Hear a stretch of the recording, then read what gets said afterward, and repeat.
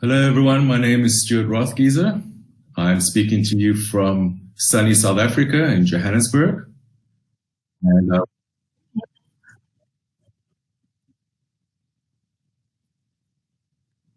and I would like to thank Artem for inviting me to this webinar. Artem and I both sit on the Storytelling in Organizations board, and we are the first members outside of the US to sit on that board. And so that's how we know each other. I started a company about 6 years ago that focuses on collecting stories. We work at the nexus between storytelling, communications, and research. We collect stories so that they can be used on platforms including content production, research, facilitation, and training. And we've been doing this for the last 6 years, as I said. Myself, I am an anthropologist. I'm a story collector and a communicator, and I'm very interested in the way that these combine.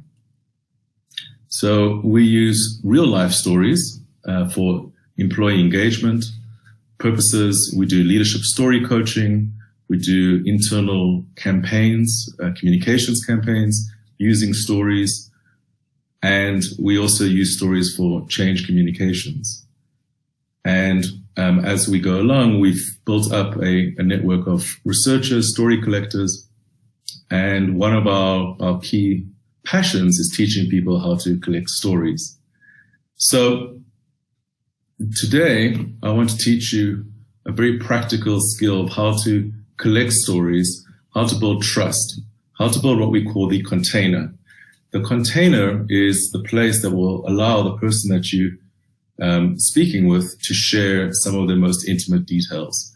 They'll share their thoughts, their feelings, what they really think about the organization they're working in, what are their concerns, what they feel about their colleagues. And so these skills are extremely important for anyone in HR, anybody who is doing coaching, facilitation, and people who are conducting interviews, and anyone who wants to really understand what the person opposite them is thinking and feeling.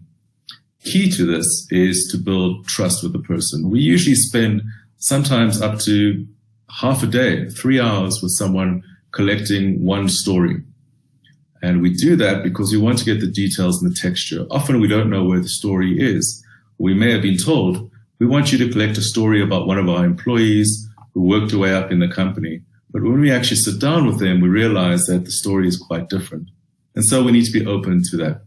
This is an interactive webinar. It's a practical webinar. I'm going to be modeling for you in a few moments some techniques on how to collect stories. So please feel free to interact with me, to actually put questions and comments, and I can see them. Unfortunately, I don't speak Russian, so they'll have to be translated. But in a few moments when I move, I'm going to be asking you to give me feedback on what you see. And so it's very important that we do that. This is part of a much larger course that we teach in story collecting. And it and I'll show you more information about that later. So it's just a glimpse into what is practical. I know that you've had a lot of workshops and webinars around why storytelling is important, leadership storytelling, storytelling for values, etc. All of that is given. We take that as granted, that you understand the importance and value of collecting personal stories. This webinar is actually about the practical and how to do it.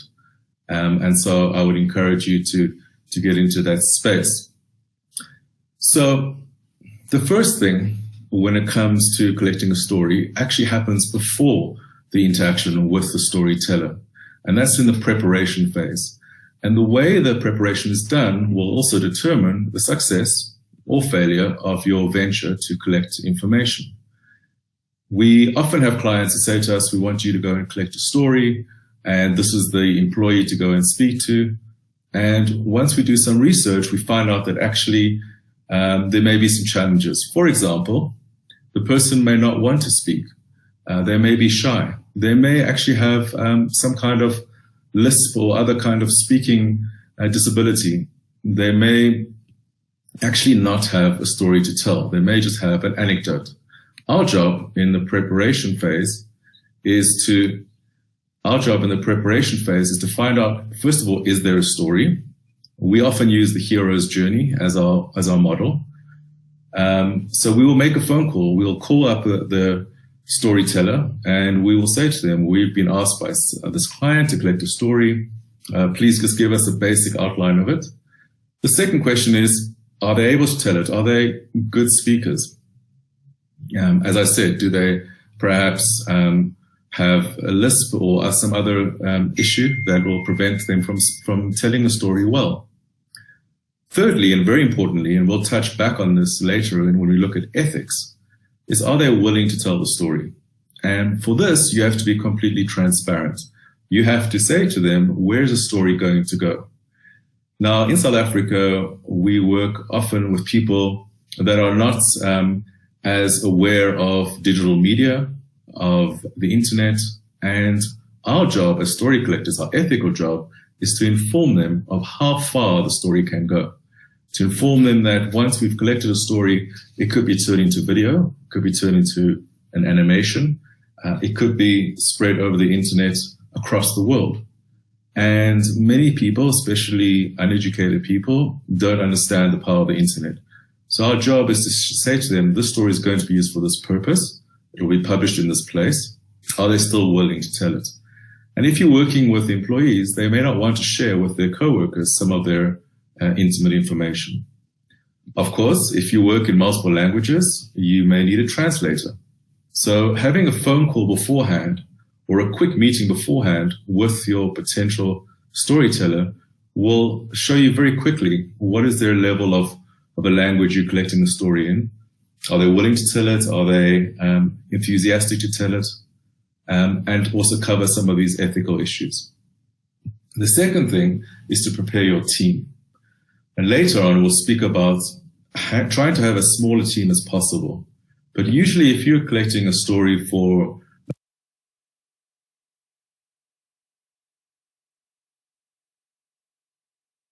need to prepare your technology as well.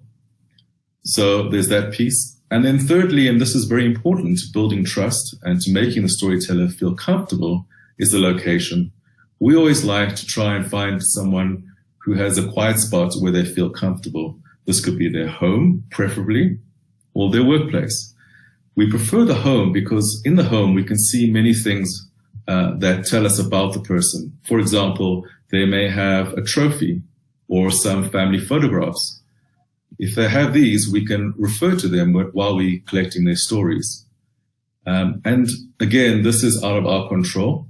We've had situations where family members will walk in and sit in on story collecting because they find it very interesting.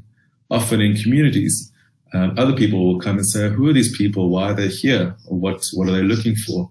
But all of this actually makes for a very nice atmosphere and often makes the storytellers feel more comfortable.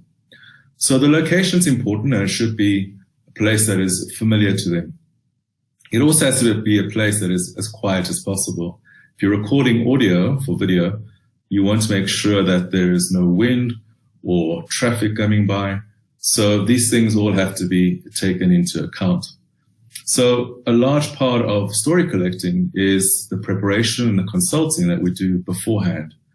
And all of this will help you to build this trust with your storyteller so that on the day when you do arrive, most of the groundwork is already done. So I want to stop here and ask if there are any questions at this point that you may have around the preparation phase, around the ethics. If there are, please put them into the sidebar. So what we're going to do now is we're going to model one aspect of our story collectors training, which is body language. And for that, I'm going to ask my beautiful wife, Ms. Deborah Weaver, to come and join us. And we're going to push the screen back And what I would like you to do in this exercise is I would like you to watch, and watch specifically me. You may not be able to hear what the story is being gathered, but that's not so important. What's most important is to watch my body language. I'm going to model for you twice. The first time I'm going to model for you the way not to build rapport, not to collect a story.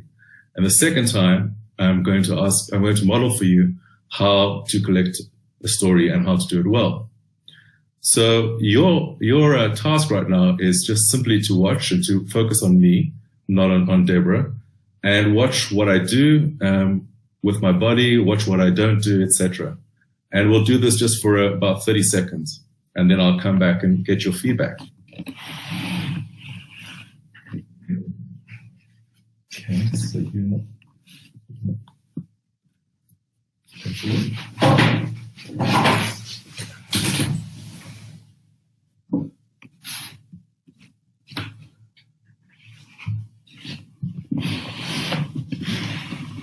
okay, so we're going to start now. And again, focus on me and watch what I do and what I don't do. So, Deborah, tell me about your story. So, as I was saying earlier, there was the incident with Sorry, just one sec. Okay, yeah. My business partner and I, where we were kind of at a disagreement, and we decided, no, we were going to close our existing company, and we decided to go to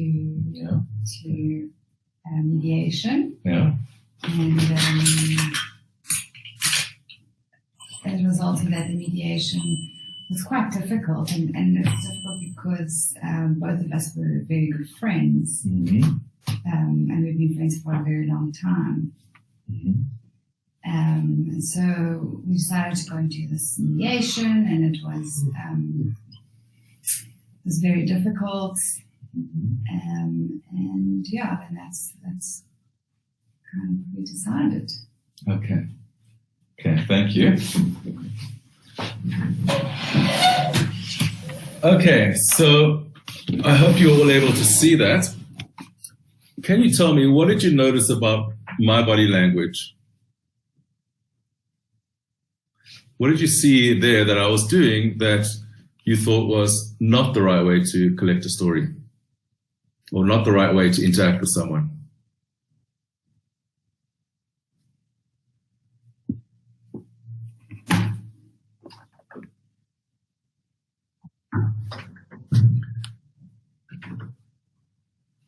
So tell me what you saw in the body language. What did I do and what did I not do? Okay, so someone says story collector is not interested in the person opposite him. He's still not interested at all. How can you tell that just from my body language? How can you tell that I was not interested? What was I doing? What was the position?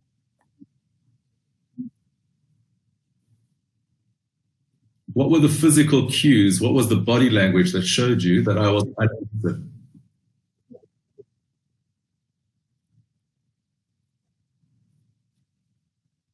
I yawned. Yes, absolutely. That's right.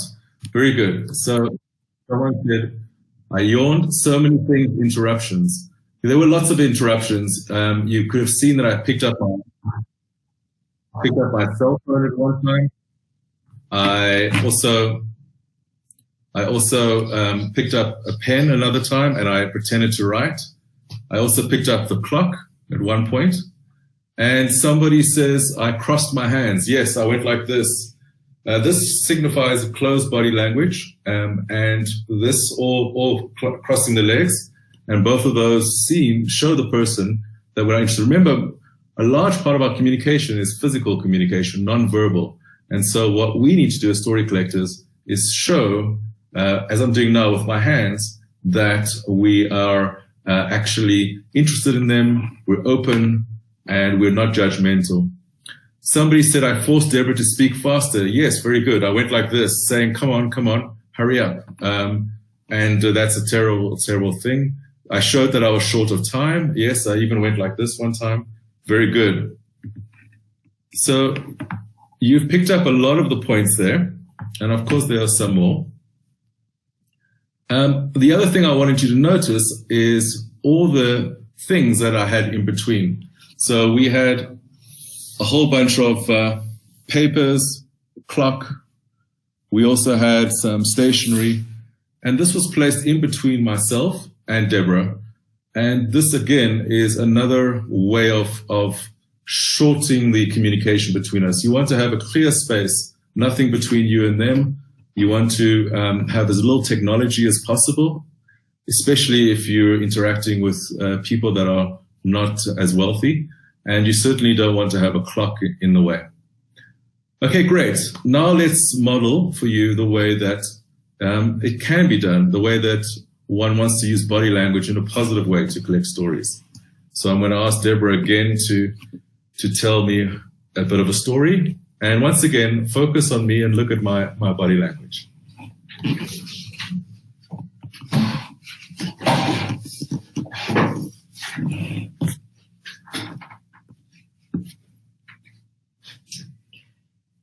So I was explaining to you that what happened in the past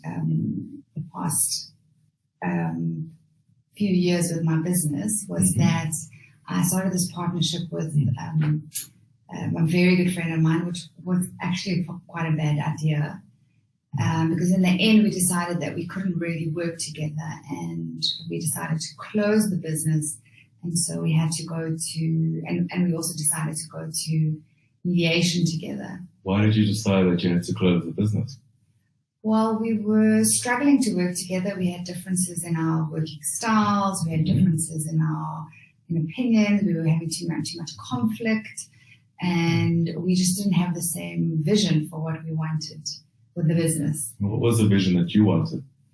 What did you want to see? So I wanted to grow a big organization and collaborate with other artists and people, and she really wanted to work independently and on her own. And our partnership ended up growing very quickly and became a business very quickly. And we kind of always sat with this disjuncture of wanting different things. Interesting. So once you came to the disjuncture, what happened then? Well, it was very difficult, and because not only we decided, we were having conflict, but we also had this business together, but we had this long 20-year friendship that was now under jeopardy. So how long was this friendship? You said 20 years. The friendship was 20 years. Okay, thank you very much. So, thank you, Deborah. Thank you very much for demonstrating. So what did you notice there? What did you notice about my body language that was different? So somebody writes, you try to adjust your body language to Deborah. Absolutely. So this is a technique that you also learn in sales, repeating the movements. As you saw, Deborah was doing a lot of the hands like this. So I was doing that. She also pulled her hair. I don't have long enough hair to do that, but what you can't see on the screen was that I was also mirroring her body language with my legs. So her legs were straight next to each other and I was doing the same. You were engaged into the story, repeating her body language. Yes, active listening, clarifying questions, and eye contact. Yes, so some people think that collecting a story is only about simply being quiet and listening. Actually, active listening is asking questions, pushing the story along, finding out clarification. That way the storyteller sees that you're interested in them and they want to tell you more. Eye contact is essential. I maintain eye contact the whole time. I was also smiling, nodding, absolutely. So using the head to nod to show that I understand, and using the same gestures. So these are just some of the body language tricks that one uses in story collecting. And there are many more, of course. And unfortunately, you weren't able to see the lower part of the body, but that was also mirroring her body. And so these are obviously skills that can be learned.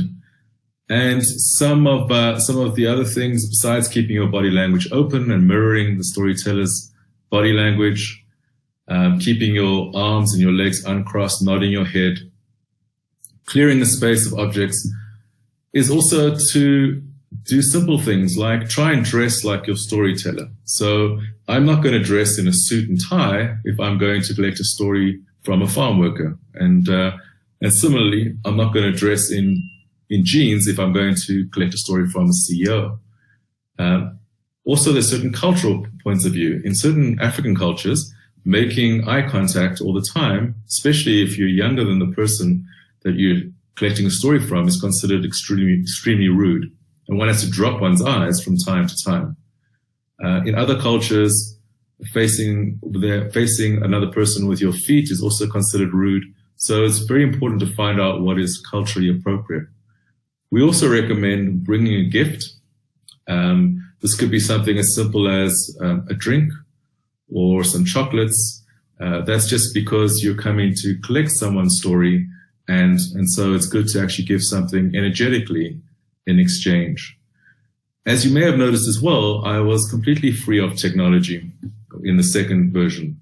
There were no clocks, there was no cell phone, and this is especially important if you're collecting stories from people that are perhaps in a lower socio-demographic, is not to come in with big cameras and or to come in with fancy cell phones, especially at the beginning. Try and first build rapport and trust with them. And the second point is not to try and bring in too many people to the meeting, right? Because if you have a camera crew of guys with all the equipment, it can be quite intimidating. So try and keep it as simple as possible. So a little note about technology. These days, smartphones are perfect for recording audio. You want to record the audio because you may forget something. It also allows you to focus on the storyteller and not have to take notes. The only notes that we take are timestamps. Oh, at minute 3:31, she said something very interesting. Let's go back and look at that. Remember to put your phone on flight mode so that it doesn't go off. And try and sketch out the story with the person. Try and find your story arc, your structure. So if it's a hero's journey, where is the conflict? How did they resolve it?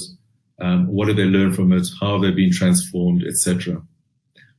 Eye contact we've spoken about is very important. And then there are various apps to transcribe. So, if you have 3 hours of audio recording, you don't really want to be sitting through, but there are quite a few apps that are free. For Russian, you can use Google has Google Translate, which will translate directly into other languages as well. And we can give you some more information about the apps that work well. But a regular smartphone usually has a record function on it. If you're going to be recording for video and you want to pin something to the lapel, that often is quite scary for people, and so it may interrupt the rapport. So before we move into some of the ethics, I want to, because this is very important, and I've just sketched a couple of them very briefly here. In our course, we actually spend about a full session on ethics because it gets quite complex and complicated. But basically, the storyteller has certain rights, and these rights are to stop at any time. So even though you may be on deadline and you have organized an employee focus group, employee engagement focus group, at any point in that focus group, someone could say, actually, I'm no longer comfortable. I want to be excused from this. Or if you're conducting an interview for a case study, at any point, the person can say, please strike that from the record. I no longer want to say that. And that's their right. So even after publication, they can withdraw their consent. And of course, this is not often done, but it is difficult. They can insist on anonymity. And in our course, we teach the difference between confidentiality and anonymity. And anonymity becomes extremely important when people are telling stories in an environment in which they are located. And they can also insist on knowing where is their story going. And this is what I alluded to in the preparations beforehand. What are the channels who are the audiences and what are the purposes of these stories. Finally, they can also insist on getting a sign-off of the story. So it may be that they want to see, show me the video that you're making, and I want to actually input into it, which is a very powerful and collaborative process, which can be very successful and can actually add to the story. If you take your story back to them and have them input, this is very useful, especially for employee engagement, where we do research and we come up with a research report and say, this is what the employees are saying about the organizational culture or certain issues within an organization. We feed the report back to them and then get their input the second time before finalizing the report. And of course, always a good thing to complete the loop is to give them a copy of the final story, remembering that they may not have necessarily access to data to watch it on YouTube, or they may need to have the story on a DVD or some other accessible format for them. So there are also certain issues when it comes to children and when they tell stories as children, which are quite different from adults. But as I said, these are explored in more detail. So here's a great example of a personal story that's used for values work from Anglo American, the mining company, where they collected a story of this man and spoke about the success of his, again, short, simple, but extremely powerful. So I want to open the floor now to some questions. We have just a few minutes left of the webinar, and please feel free to ask questions again in the sidebar there.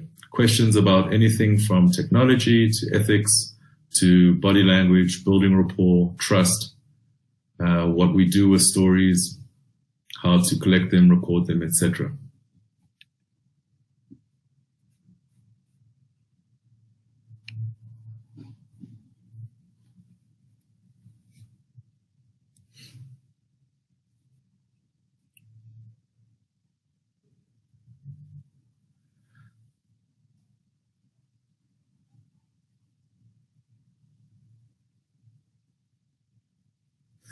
So there's a question here, what kind of stories do you collect? So we've collected stories for a variety of clients. One of them is a tourism client that wanted stories about a certain tourism route. And this was the west coast of South Africa, and this route was not a very popular route. And they wanted to push travelers up this route. So what we did was we went to different small towns along the route, and we found interesting people. We actually ran storytelling evenings where the community came out and told fictional stories, real life stories. And from that, we identified certain people based on demographics, which is another interesting part. So you don't want to be all white men telling a story, or Asian women, etc., or all people in the age of 30 to 40. If you're having a project with 5 different stories, you want to share the demographics of your storytellers. So we identified the storytellers from these evenings, and then we went to their homes and we collected stories about the place. Some of them were myths about the towns. Some of them were the histories of the towns.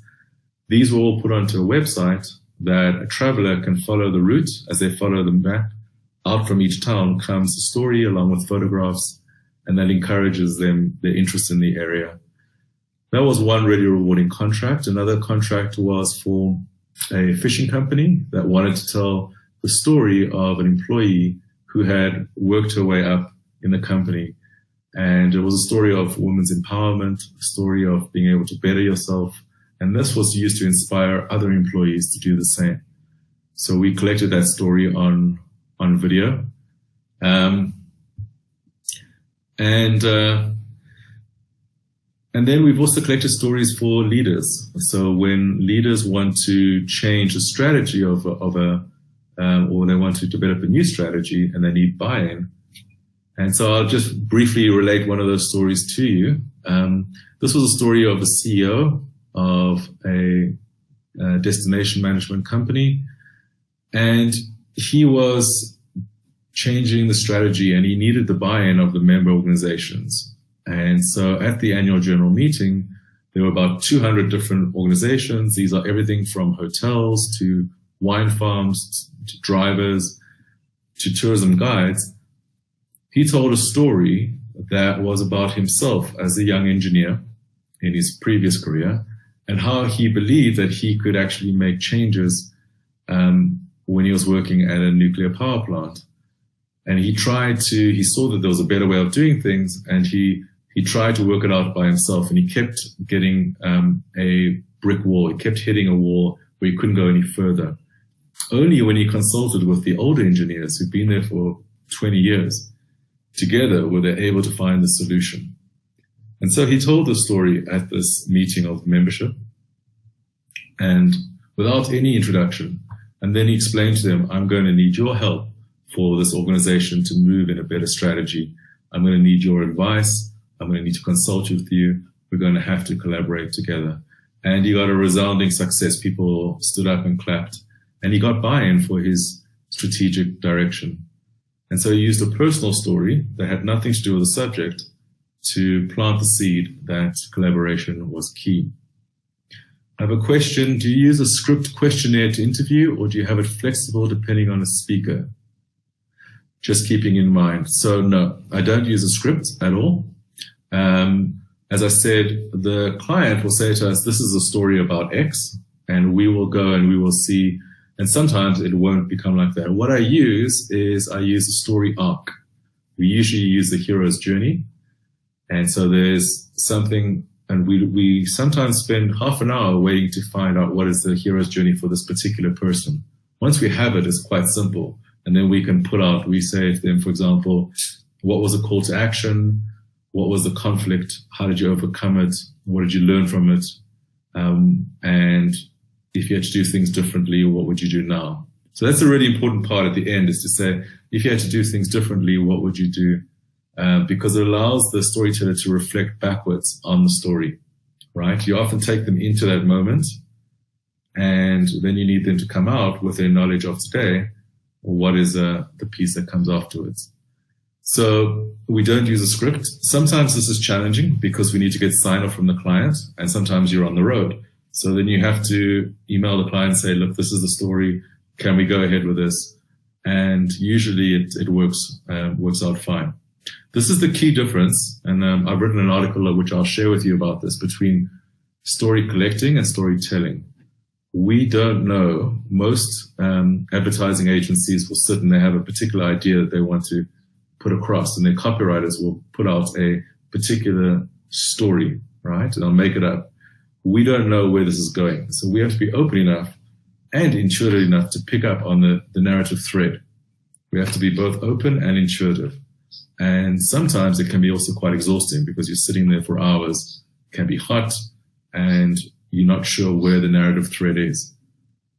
So it's quite an ordeal at times. I'll just wait and see. Okay, so you're very welcome. This was just a small taste of this. And of course, we run 2 courses at the moment. One is a 2-day course, Story Collectors Professional, where we look at more of the body language, building rapport, ethical issues, technology issues. And the other course we run is what we call digital storytelling, where we do all of Story Collectors, plus we do photography, social media, and writing up impact stories for the web.